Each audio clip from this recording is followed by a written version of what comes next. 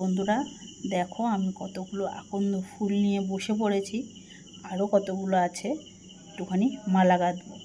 আজকে যেহেতু নীল ষষ্ঠী, ওই জন্য ভাবছি নিজের হাতে বসে মহাদেবের জন্য একটু আকন্দ ফুলের মালা গাঁথবো।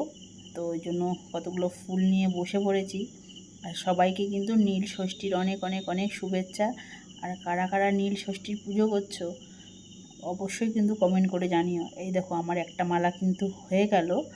এই যে একটা মালা, এটাকে পাপড়িগুলোকে ছাড়িয়ে শুধু ভেতরেরটা দিয়ে করেছি। আর এই যে এগুলোকে ছোট যেগুলো কুড়ি কুড়ি আছে এগুলোকে একটু ফাটিয়ে নিচ্ছি।